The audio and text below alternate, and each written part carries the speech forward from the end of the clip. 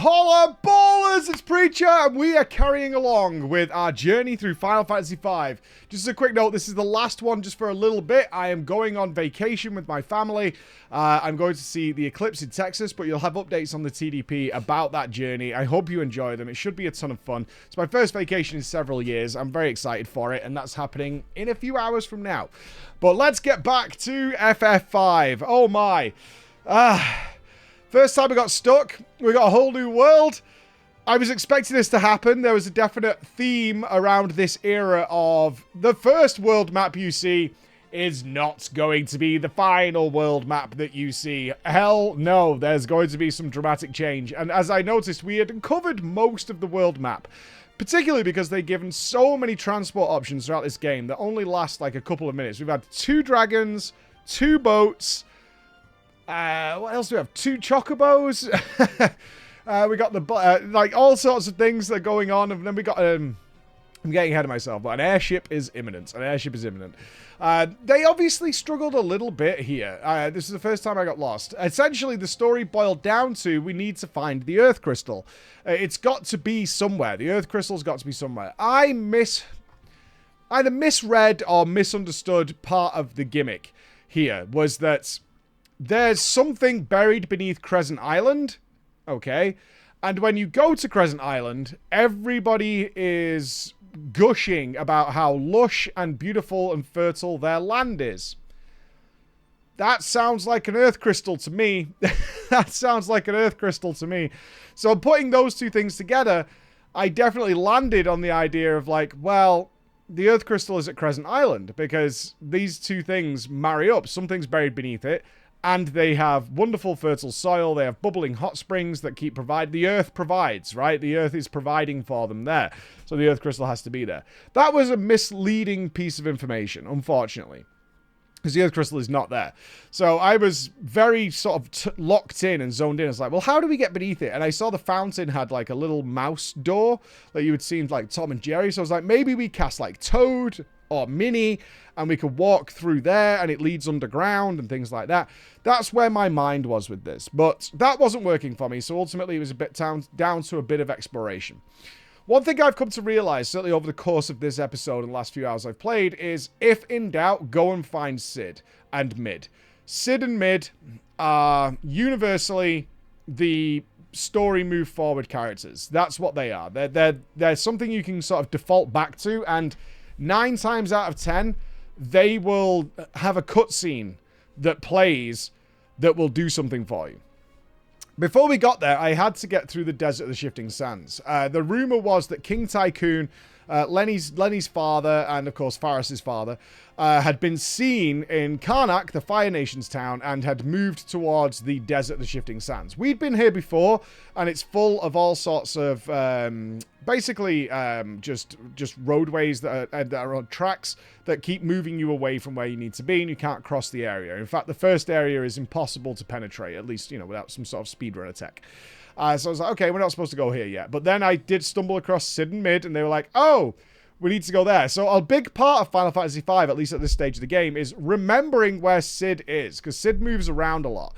Sometimes they're in the library, sometimes they're on the ship, sometimes they're somewhere else. You have to always remember after you do a dungeon or something, it's like, where did we last leave Cid? Because if we get stuck, it's probably Cid.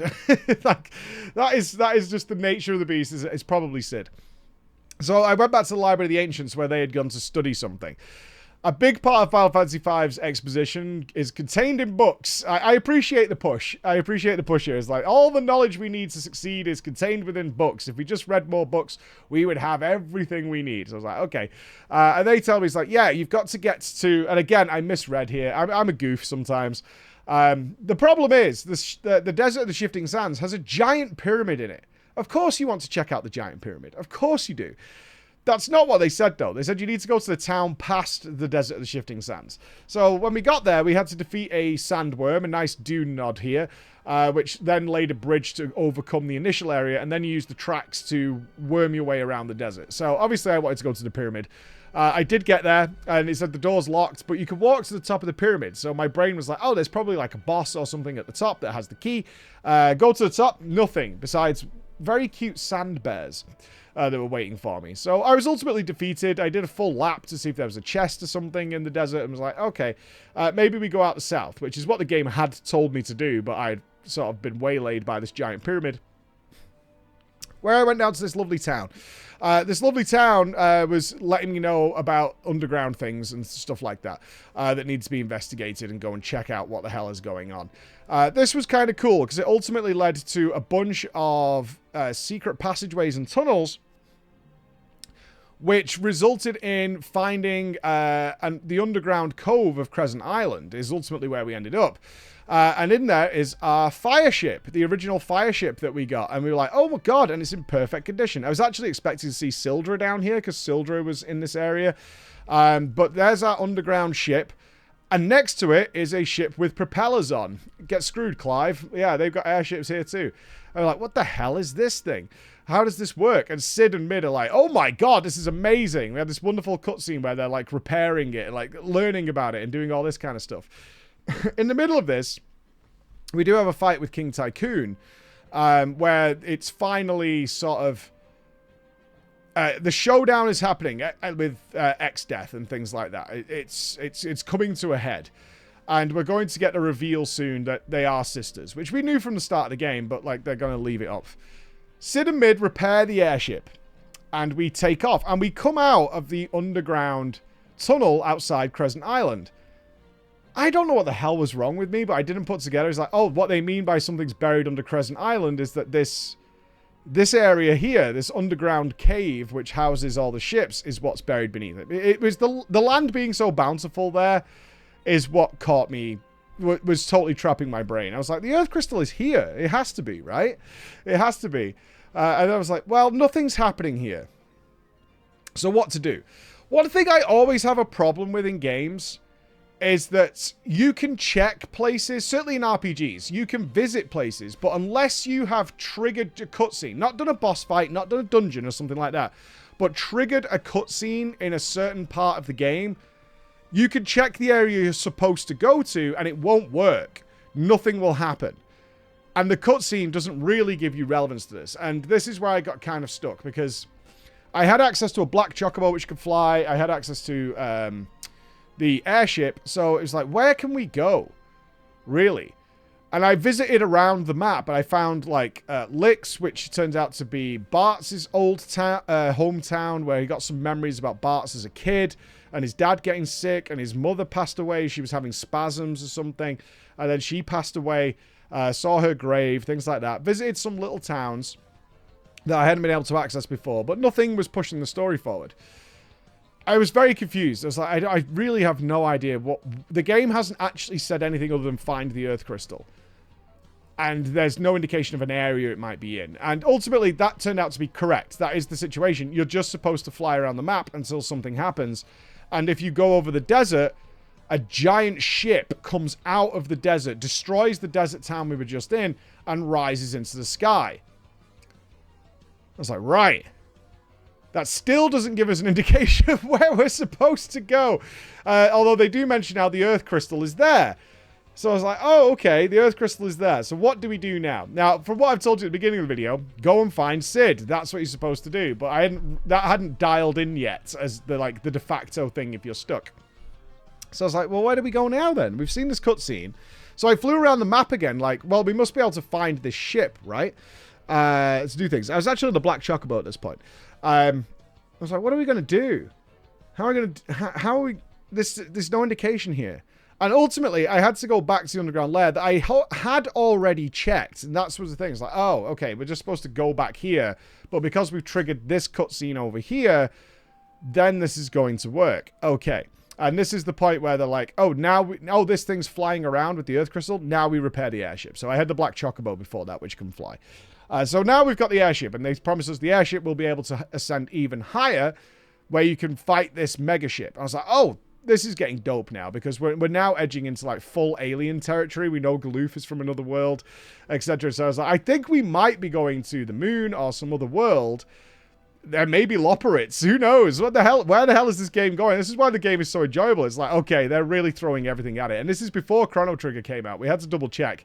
Because Chrono Trigger is definitely a game that like made them kick it into gear. But we now know FF7 came after Chrono Trigger, which makes sense. So now we've got the airship. And we fly higher and higher into the sky where we find the ship.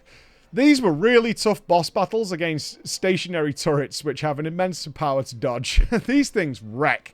Absolutely wreck you. The first time I fought them, I got absolutely melted into the floor. So my concerns about the game being easy, not warranted at all. Not warranted. These were tough fights, but I got good at them by the end because you have to fight like 8 of these in total. It's like 4 fights of 2 turrets each.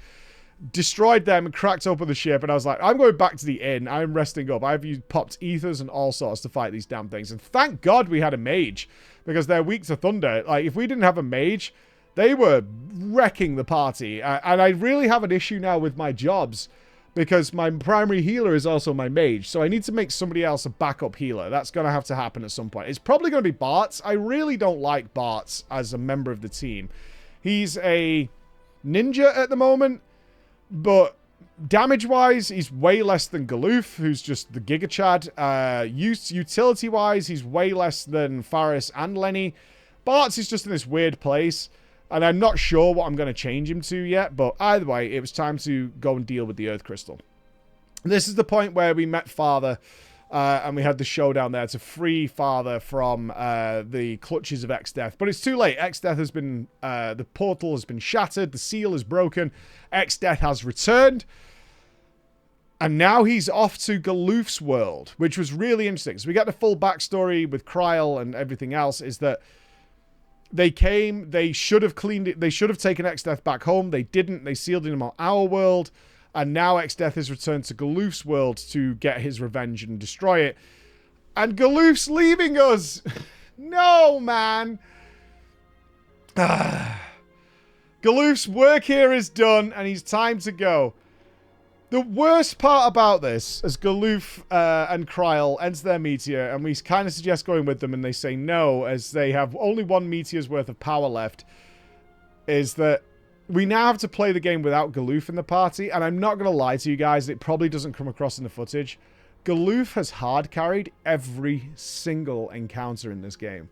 He does something like 3x the damage of everybody else, and he can do AoE on a whim. He has killed everything, and being Galoofless was really bad. Really, really bad. What do we do now? Well, now I've got the message. Go find Cid, right? Anytime something's like, what do we do now? Go find Cid, which I did immediately this time. And Cid says, you know what? We probably can get to Galoof's world, but we need the adamantite that's located in all the meteors. So go and find all the meteors that the original space people came in, which we're still missing 3 of. We've seen the werewolf, but he's gone missing, and 2 other dudes. But we do keep seeing that character pop up on occasion in cutscenes, but we don't know who it is yet. Is to go to all the meteors and collect the adamantite. I was terrified of this because I knew there would be a boss at each meteor, and I'm Galoofless. My gamer brain told me, probably because they know they've only got 3 in the party and you're missing a job, is they'll probably make these bosses pretty easy. Well... 2 of the 3, well, there's 4 meteors, but I think one of them didn't have a boss fight. Oh, it did. It had Titan, but Titan was very easy to kill. We also, I know this is sort of off the cuff, but we also killed Ramu. Ramu was wandering around the woods at one of the towns we were at. So we've got Ramu, and we killed Titan. So we have both the Ramu and Titan summons, although I'm not using a summoner at the moment. The other 2 bosses, pretty easy. Not a problem. There was an Adamantoise and something else. However, one of the bosses is 6 bombs. There's probably, I imagine, somebody who got lucky or has seen or read a magazine or something. Because I will say this, and it's always the case when we do these retro games. Some people, I mentioned this in our FF2 playthrough, I'm 13. Some people really are convinced that they knew this immediately or it was very obvious to them, which could happen, absolutely. And some people will have just picked up on stuff earlier than I did. That's totally fine. Other people definitely read how to do things and are very, very much of the opinion that they definitely figured something out themselves, even though it There's no clue to it happening in the game at all. That definitely happens. One thing I do appreciate is the guys who are like, yeah, I totally called a hotline for this. Like, remember when there used to be the Nintendo hotline? Or I definitely read in a magazine what you're supposed to do here. What's with the bombs? Periodically, the bombs will obviously self-destruct for 1500 damage and kill you. However, when you kill one of the bombs, they cast Arise and resurrect every bomb that has died. Round and round and round. And I was like, I don't know what we could do here because I've lost our AoE, which is Galoof. Because my initial thought was, if I kill them all equally, when they cast Arise, then they're all technically still around, so they can't really Arise what's currently dying, probably. Or do we single target them, and they can only Arise once, right? So you can single target them, because your temptation with 6 enemies is to AoE, so maybe that's the debate, and it's actually like single target them down. I did find that sleep worked, although I say it works because I saw a missed message appear on one of them. It didn't land on the other ones, but there's no animations to suggest they were slept. So it's like, oh, I wonder if you sleep everything else, and then you can, you know, you can CC them, because mute didn't work. All the other spells I had, which was some sort of crowd control, didn't work on them, but sleep seemed to. I wiped on this a few times because I would make headway, and then suddenly an Arise would go off and just res everything, and then suddenly the other ones would just chain self-destruct and kill the entire party, because my HP is... I think Galoof had 900, but everybody else has like 600, and they hit for 1500. There is some scaling with how much HP you have versus how much damage self-destruct will do, but it also kind of relies on them doing melee damage to reduce your HP, or I have to start beating up my own party. All sorts of ideas are running through my head to beat this.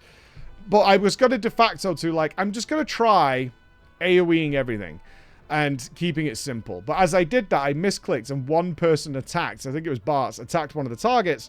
I was like, that's going to die earlier now, right? Or maybe it's not over the threshold. I don't know.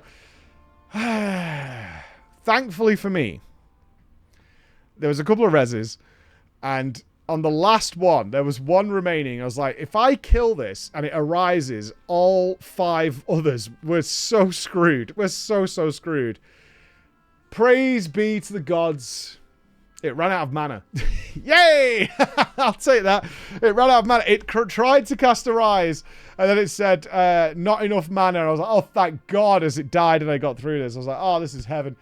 This is heaven. Absolute heaven. Perfect. Now we're good to go. Now we're good to go. We've got all the meteors. Daddy Tycoon has died. He's dead and buried. The sisters have reconnected. They're sharing memories with each other. I did go back to Castle Tycoon, and they talked to each other about they're going to get revenge and things like that. And now it's time to travel to another world. I was very curious what this would be like. Was it going to be very sci-fi, or was it just going to be like a mirror of our world? And it turns out it is a mirror of our world. A very similar environment is what it looks like. All I've done at this point is look at the world map, because it felt like the perfect point to stop before my vacation is to come back with a fresh world.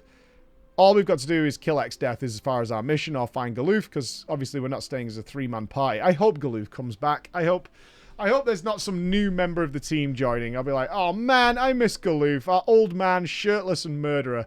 That's what I need. But that's where we're up to. We have traveled through the stars to a brand new world, and I've just landed. And I'm saving it for when I get back. So I'm going to be away for a couple of weeks, guys. But don't worry, the channel will have plenty of content uploading for you. I hope you enjoy it. See you guys.